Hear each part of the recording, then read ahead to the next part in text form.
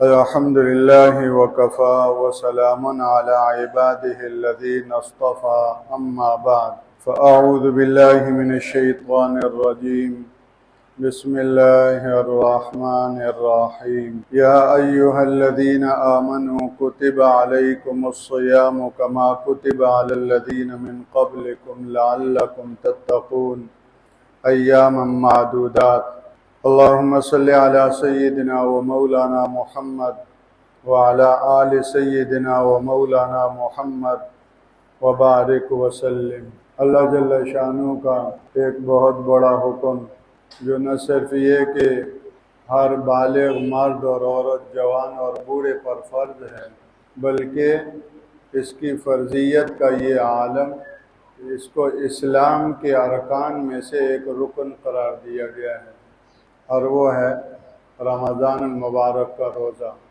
فرائض تو بہت ہیں، لیکن رمضان المبارک کا روزہ یہ ان فرائض میں سے ہے جس کو اسلام کا رکن قرار دیا گیا۔ بنی الاسلام علی خمس، 5 چیزوں پر اسلام کا دار و مدار ہے، جس کا مطلب یہ ہے کہ ان 5 چیزوں میں سے کوئی ایک چیز بھی نہ ہو تو اسلام خطرے میں پڑ جائے گا آدمی۔ ایک چیز بھی اگر نہ ہو، ان میں سے ایک روزہ ہے۔ اور عربی کے اعتبار سے علماء فرماتے ہیں کہ روزے کے لیے 2 لفظ ہیں، ایک لفظ صوم کا ہے اور ایک صیام کا ہے، اور دونوں قرآن مجید میں استعمال ہوئے ہیں۔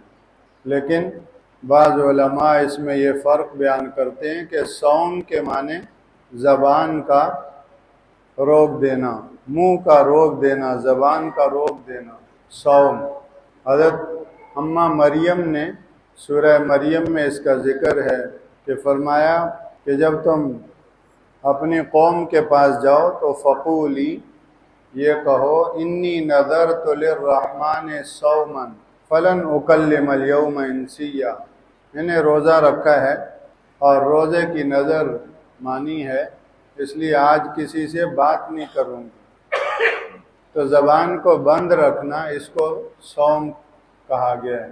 لیکن جو آیت تلاوت کی گئی ہے اس میں کتب علیکم الصوم نہیں ہے، کتب علیکم الصیام ہے۔ یا ایھا الذین آمنوا کتب علیکم الصیام، اور صیام کا لفظ یہ مصدر بھی ہے اور جمع بھی ہے، دونوں پہلو اس کے اندر ہیں۔ جمع کا مطلب یہ ہوگا کہ صرف زبان کا اور منہ کا بند رکھنا، روکنا وہی نہ ہو، بلکہ تمام ظاہراً اور باطناً اعضاء و جوارح کا روکنا ہو۔ جس طرح روزے کے دوران کھانا اللہ کے حکم کی نافرمانی اور خلاف ورزی ہے، تو اللہ کے اس حکم کی خلاف ورزی سے زبان کو، منہ کو بچانا ہے کھانے سے، پینے سے۔ میاں بیوی کا تعلق روزے کے دوران اللہ کے حکم کی خلاف ورزی ہے، اس سے اپنے نفس کو بچانا ہے۔ تو اسی طرح غلط دیکھنا بھی اللہ کی نافرمانی میں شامل ہے، اس سے اپنی آنکھ کو بچانا۔ غلط سننا بھی اللہ کی نافرمانی ہے، اس سے اپنے کان کو بچانا۔ غلط جذبے اور غلط سوچیں، غرور اور تکبر، کسی مسلمان سے کینہ اور بغض اور عداوت اور نفرت، یہ ناپاک جذبوں کو دل میں پال پوس کے رکھنا، یہ بھی اللہ کی ناراضگی اور اللہ کے حکم کی خلاف ورزی ہے۔ غرض یہ کہ روزے کے اندر اس بات کا اہتمام ہو کہ میرا سراپا پورا وجود اللہ کی نافرمانی سے بچا اور رکا ہوا ہو۔ یہ 5-6 فٹ قد کی جو دنیا ہے، اور یہ جو بظاہر چھوٹا سا ملک ہے، سر کے بالوں سے لے کر پاؤں کے ناخنوں تک، اس چھوٹی سی دنیا اور اس چھوٹے سے ملک کے اندر دیکھنے، سننے، بولنے، چلنے، پکڑنے کے جتنے بھی شعبے ہیں، تمام شعبوں پر یہ محنت ہو، نگرانی ہو، کڑی نگرانی ہو کہ کوئی شعبہ اللہ کی نافرمانی کا مرتکب نہ ہو، اللہ کے کسی حکم کی خلاف ورزی کا مرتکب نہ ہو۔ یہ روزے دار ایسا ہے جو صیام والا ہے، اور اس کو فرض کیا گیا ہے۔ چنانچہ ایک حدیث پاک میں یہ مضمون آتا ہے، من لم یدع قول الزور والعمل بہ، جو آدمی جھوٹ بولنا چھوڑتا نہیں اور جھوٹ پر چلنا چھوڑتا نہیں، فلیس للہ حاجہ ان یدع طعامہ وشرابہ، اللہ جل شانہ کو اس کے بھوکا اور پیاسا رہنے کی کوئی حاجت اور ضرورت نہیں۔ صبح سے ابھی تک کچھ کھایا نہیں، بھوک ہے، کچھ بھی پیا نہیں، ایک گھونٹ نہیں پیا، پیاسا ہے، کھانا بھی چھوڑ رکھا ہے، پینا بھی چھوڑ رکھا ہے، اس لیے کہ روزہ ہے، لیکن جھوٹ بول رہے ہیں۔ ہر گناہ جھوٹ ہے، ہر گناہ پر چلنا جھوٹ پر چلنا ہے۔ اسلام حق ہے، سچ ہے، اور اسلام کا ہر حکم حق اور سچ ہے، اس کے مقابلے میں باطل جھوٹ ہے، اور ہر باطل کا کام جھوٹ ہے، بے حقیقت ہے۔ تو کھانے پینے سے رکا ہوا ہے لیکن ڈرامے دیکھ رہا ہے، کھانے پینے سے رکا ہوا ہے لیکن ہاتھ میں موبائل ہے، اب وہ ڈراموں سے بھرا ہوا ہے۔ کھانے پینے سے رکا ہوا ہے لیکن مارکیٹ میں، دکان میں، لین دین، خرید و فروخت میں، بروکری میں، کچہری اور کورٹ اور عدالت میں اور اسمبلی میں جھوٹ بول رہا ہے، جھوٹ پر چل رہا ہے، جھوٹ کی پیروی کر رہا ہے، جو جھوٹ کا سہولت کار بن رہا ہے، اور روزے سے بھی ہے۔ تو فرمایا کہ اللہ جل شانہ کو اس کے بھوکے اور پیاسا رہنے کی کوئی حاجت نہیں۔ اس لیے ہم سب کو اللہ جل شانہ اس روزے کی فرضیت کی عظمت بھی نصیب فرمائے، اور اس کا پورا پورا فہم اور پوری پوری سمجھ بھی عطا فرمائے، اور اس پر اپنے فضل سے، اپنے کرم سے پورا پورا اترنا بھی نصیب فرمائے۔ کہ معمولی حکم نہیں ہے، جب اسلام کے ارکان میں سے ایک رکن ہے تو اس کا مکمل مفہوم اور مکمل علم حاصل ہو، اور پھر اس کے مطابق چلنے کی کوشش اور محنت ہو،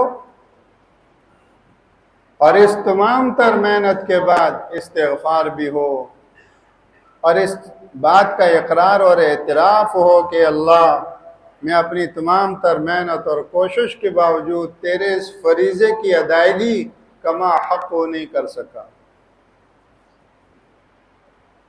بالخصوص افطار کے موقع پر صبح سے لے کر ابھی تک سارے دن کے سیام کے فریضے کے اندر ظاہراً اور باطناً جہاں جہاں معلوم نامعلوم غلطی ہوئی، اے اللہ معاف فرما۔ افطار کے وقت ڈر اور خوشی کے رلے ملے جذبات ہوں، خوشی اس بات کی کہ اللہ نے روزے کی ایک شکل و صورت عطا فرمائی، روزے کی ایک صورت عطا فرمائی، ورنہ پان اور گٹکا اور سگریٹ اور کیا کیا لتیں پڑی ہوئی ہیں، اور کن کن عادتوں میں مبتلا ہوں، اس اللہ نے مجھے بچایا ہے، اس اللہ نے مجھے چلایا ہے، اور میں صبح سے ابھی تک کھانے پینے سے، مفترات صلاح سے بچا رکا رہا۔ اس پر اللہ کا شکر ادا ہو، خوشی بھی ہو۔ اللہ نے روزے داروں کی شکل و صورت نصیب فرما دی، لیکن اس کے ساتھ ساتھ اس بات کا ڈر بھی ہو کہ اللہ روزے کی صورت تو بنا لی، کہ اللہ روزے کی حقیقت نصیب نہ ہو سکی۔ اے کریم اللہ، تیرے وہ مقبول بندے اور بندیاں جن کو روزے کی صورت کے ساتھ روزے کی حقیقت بھی حاصل ہے، اے اللہ مجھے معاف فرما کر مجھے بھی ان میں شامل فرما دے، اور میرے روزے کے اندر جو خلاف ورزیاں ہوئیں معاف فرما کر اس روزے کو اپنی بارگاہ عالی میں قبول فرما دے۔ افطار کے وقت سہما ہوا ہو آدمی، اور امید اور ڈر کے رلے ملے جذبات اور کیفیات ہوں، پکوڑے بیچ رہا ہے، پکوڑے بنا رہا ہے، افطاری تیار کر رہی ہیں گھر میں خواتین، لیکن دل میں استغفار ہو، زبان پر استغفار ہو، زبان پر اللہ جل شانہ کا ذکر ہو۔ جس عمل کا خاتمہ اچھا ہوگا، یہ خاتمے کا اچھا ہونا اس عمل کی قبولیت کی علامت ہے۔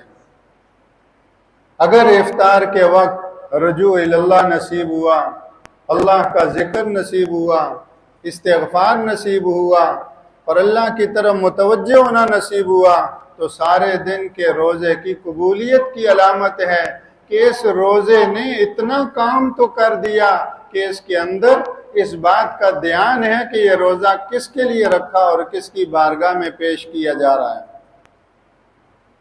اور جس کی بارگاہ میں پیش کیا جا رہا ہے اس کی عظمت کی بنا پر اپنا عمل ناقص نظر آ رہا ہے اور اس لائق نظر نہیں آ رہا کہ اس کی بارگاہ میں پیش کیا جا سکے، اس لیے استغفار بھی ہو۔ سورہ مزمل میں 13 امور بیان ہوئے ہیں، 13 امور جو تربیت سے متعلق ہیں۔ امام اولیاء احمد علی لاہوری رحمہ اللہ تو اس سورت کا عنوان ہی یہ فرماتے تھے کہ مبلغ کی تبلیغ سے پہلے تیاری، مبلغ اور داعی تبلیغ اور دعوت سے پہلے تیاری کے مرحلے سے گزرے، ان 13 امور کا اہتمام کریں۔ تو یہ قبل دعوت داعی کی اصلاح و تربیت سے متعلق 13 امور سورہ مزمل، اس میں آخر میں جو حکم ہے اقیم الصلاۃ اور آتوا الزکاۃ واقرضوا اللہ قرضا حسنا، ان اعمال کے اوپر تو آخر میں فرمایا واستغفر اللہ، واستغفر اللہ، اور اللہ سے کیا کرو؟ استغفار کرو، بخشش مانگو۔ تو علماء مفسرین فرماتے ہیں کہ عام طور پر تو ہمارا ذہن یہ ہے کہ گناہ پہ استغفار ہوتا ہے، اس میں کوئی شک نہیں، گناہ پہ استغفار ہوتا ہے اور کرنا چاہیے، بلکہ فرمایا جہاں اور جب گناہ ہو زبان سے ہی کیوں نہ صحیح استغفر اللہ ضرور کہو، ہر گناہ کے ساتھ استغفر اللہ کو جوڑ دو، انشاءاللہ استغفر اللہ جیت جائے گا اور گناہ کو مٹا کے رہے گا۔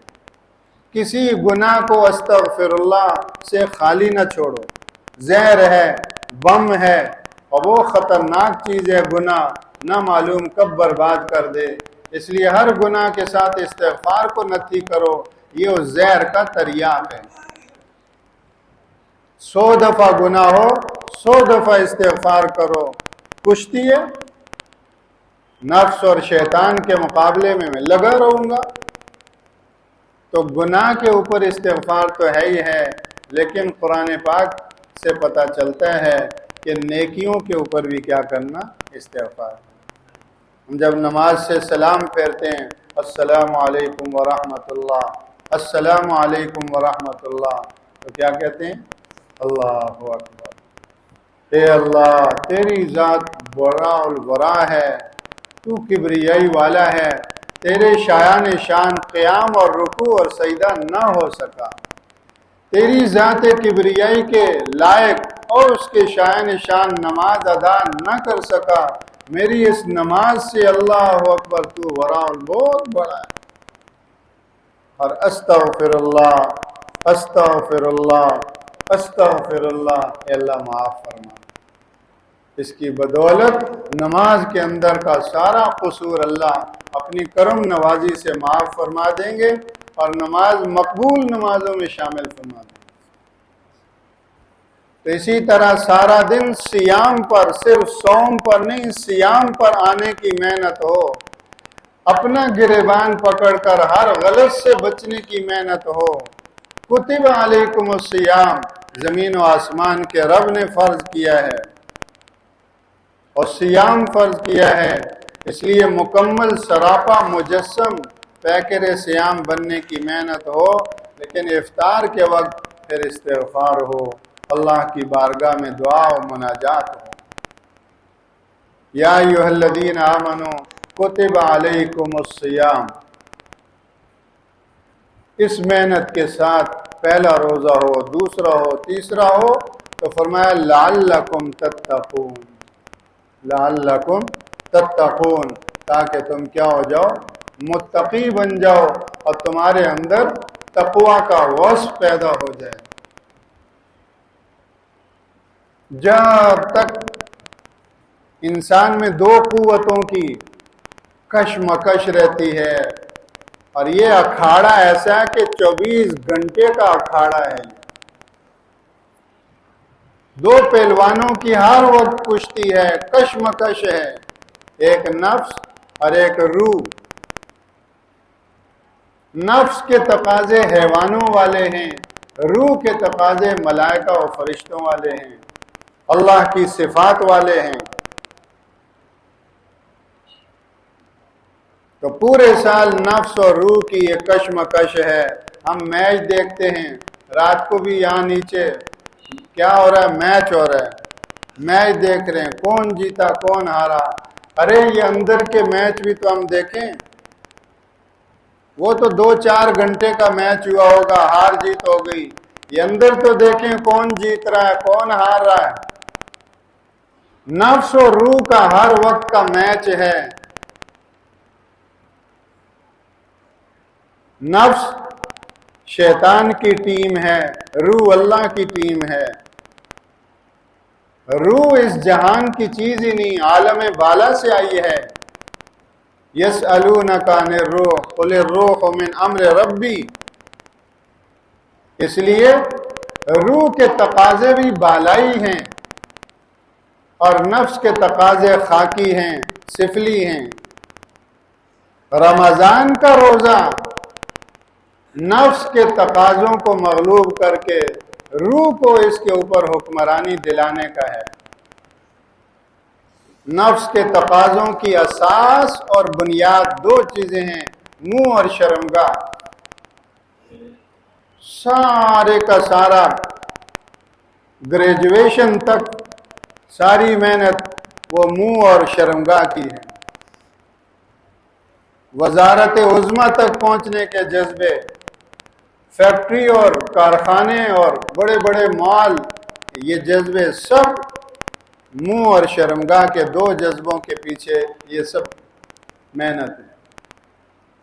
تمام تر خواہشات اور شہوتوں کی بنیاد دو چیزیں ہیں، اور روزے نے آ کر ان دونوں پہ پابندی لگائی، وقتی طور پر منہ پر بھی شرمگاہ پر بھی، جس کا مطلب یہ ہے کہ نفس کے تقاضوں کو لگام دو۔ نفس کے تقاضوں کو تھوڑے وقت کے لیے، محدود پابندی ہے، صبح صادق سے لے کر غروب آفتاب تک تھوڑے وقت کے لیے نفس کے تقاضے پر تالا لگا دو، تاکہ نفس کے بے لگام جذبے ان کو لگام ملے اور روح پروان چڑھے، روحانی اور وہ ملکی قوت وہ گویا کہ تم پر حاکم بنے، پھر تم واقعی معنوں میں انسان بنو گے۔ جب تک انسان پر نفس کی حکومت ہوتی ہے، یہ جانوروں میں سے ایک جانور ہے، بلکہ جانوروں سے زیادہ خطرناک جانور ہے۔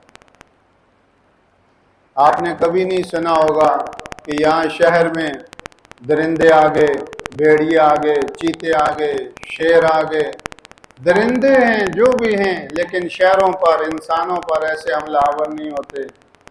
انسان جتنا خون خرابہ کرتا ہے، درندے اس کا تصور بھی نہیں کر سکتے۔ یہ کب؟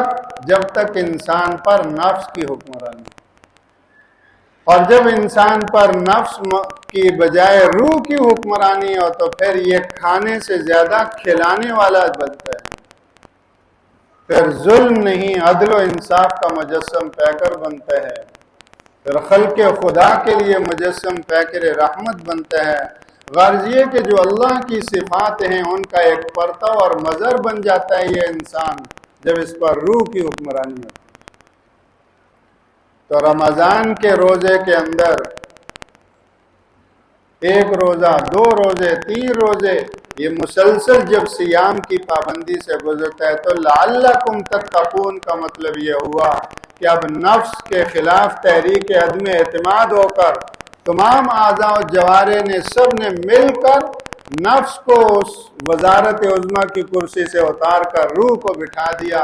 اب اس کے جسم پر روح کی حکمرانی ہے، اور جیسے ہی روح کو اقتدار ملا تو لعلکم تتقون، یہ متقی انسان ہے. اب اس کی زبان وہ بولے گی جس کی اجازت روح دے گی، اور روح کبھی بھی اللہ کی خلاف ورزی نہیں کرتی. اللہ کی مخالفت اور اللہ کی نافرمانی روح سے نہیں ہوتی. اور جب اس پر روح کا غلبہ ہے، روح کی حکمرانی ہے، تو اب یہ زبان سے کسی کو گالی نہیں دے گا، کسی کا مال نہیں ہڑپ کرے گا، کسی کو دھوکہ نہیں دے گا. لعلکم تتقون، رمضان کے ایک ایک روزے کی محنت اس پر کارگر ہو گئی.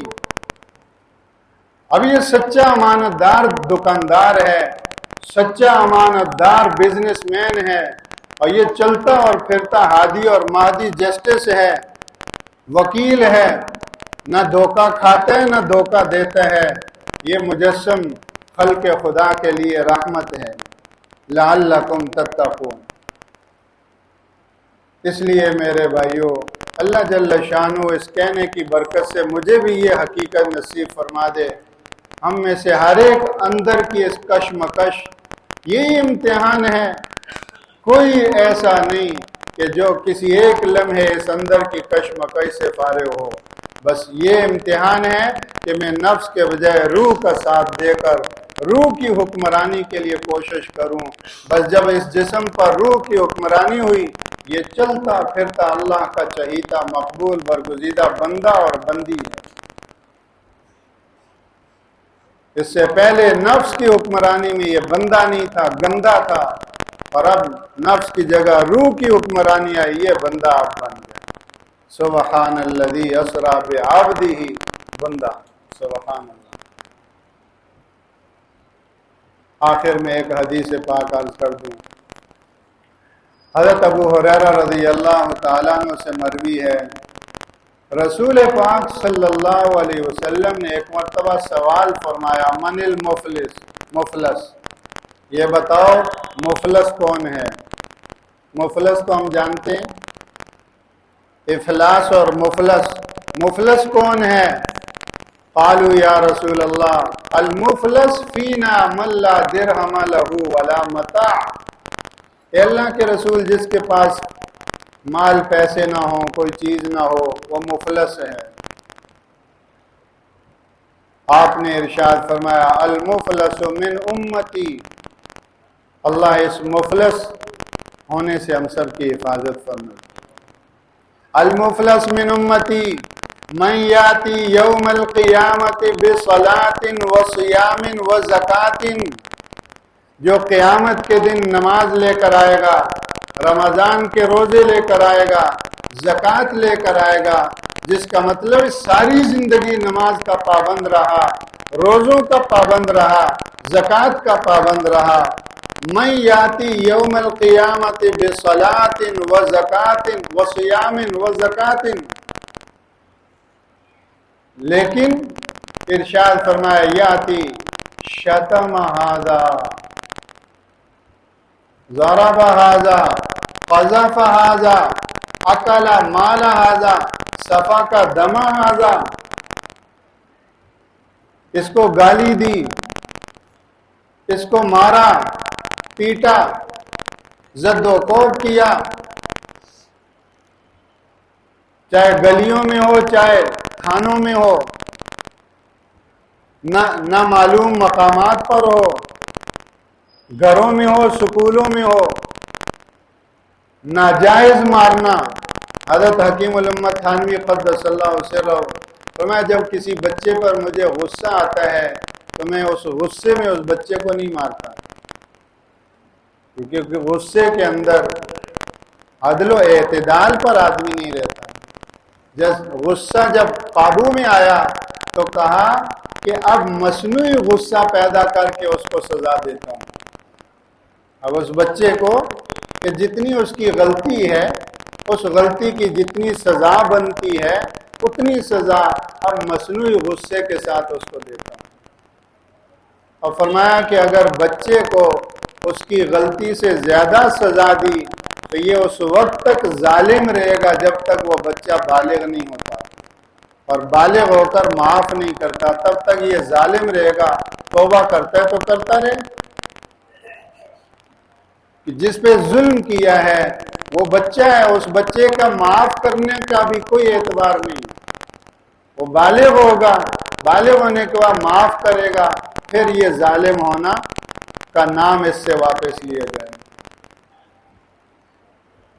ایک عورت کو دیکھا وہاں سے لے کر یہ مسجد کے در کتنی مرتبہ اس نے چانٹے مارے بچے کو، پتہ نہیں کیا غلطی ہوئی ہوگی، وہ بچہ تھا، وہ چیخ رہا تھا یہ بچہ میرا بعد میں ہے، اللہ کی یہ مخلوق اور اللہ کی امانت پہلے ہے۔ ماں باپ ہونا، بڑا بھائی اور بڑی بہن ہونا، اس کا یہ مطلب نہیں کہ مجھے فری ہینڈ حاصل ہے۔ تو فرمایا کہ کسی کو مارا، زد و کوب کیا، کسی پر تہمت لگائی اور کسی کا مال ہڑپ کیا، پوری بلڈنگ، پورے گھر، ایسے وہ اللہ کی عدالت، لا یظلم ربک احدا، وہاں تو کسی پر زیادتی نہیں ہوگی۔ اب یہ نمازی بھی ہے، روزے دار بھی ہے اور زکوٰۃ کی ادائیگی والا بھی ہے، لیکن لوگوں کے مال کھائے، صفا کا دم ہاذا، کسی کا خون بہایا، ناحق قتل کیا، زخمی کیا، تو اللہ جل شانہ کی بارگاہ میں ارشاد فرمایا کہ اس کا بدلہ دیا جائے گا اس طور پر کہ ہر ایک کو اس کا حق اس کی نیکیوں کے ذریعے سے دلا دیا جائے گا۔ یہ روزے، یہ زکوٰۃ اور یہ نمازیں اور پتہ نہیں کتنی پہاڑوں جیسی نیکیاں ان صاحبان حقوق کی ادائیگی میں چلی جائیں گی، اور فرمایا کہ اگر حقوق والے اب بھی باقی ہیں، اس کی ساری نیکیاں تقسیم ہو چکی لیکن جن کے حق مارے تھے وہ اب بھی باقی ہیں، تو فرمایا کہ اب اس کی ادائیگی کی صورت یہ ہوگی کہ ان صاحبان حقوق کے حق کے بقدر ان کے گناہ اس پر ڈالے جائیں گے۔ اور اس طرح ساری زندگی شراب، زنا، جوا، پتہ نہیں کیا کیا گناہ نہیں کیے تھے، آج ان حقوق کی ادائیگی کی صورت میں وہ گناہ اس پر آ گئے، اور سراپا مجرم بن کر محشر میں تو آیا تھا ایسی نیکیاں لے کر، لیکن اب سراپا مجرم بن کر جہنم میں پھینک دیا جائے گا۔ طرح فی النار، تو میں المفلس من امتی، یہ میری امت کا مفلس انسان ہے۔ اس لیے میرے بھائیوں، آج ہم اپنی معاملات کو بھی کھنگالیں، اپنی معاشرت کو بھی کھنگالیں۔ یہ تیاری ہے اللہ مجھے رمضان کا ایک روزہ قبولیت والا دے، اور وہ روزہ جو سیف ہو، محفوظ ہو، جو دوسروں میں بنٹے نہیں۔ اگر دوسروں کے حق مار چکا ہوں، دوسروں سے قرض لے کے ہڑپ کر چکا ہوں، انکار کر چکا ہوں، کون سا قرض؟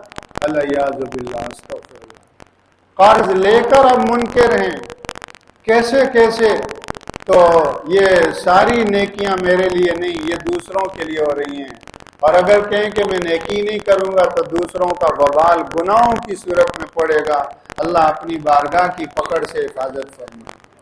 تو یہ ارشاد خداوندی ہماری طرف متوجہ ہے، یا ایھا الذین آمنوا کتب علیکم الصیام کما کتب علی الذین من قبلکم لعلکم تتقون۔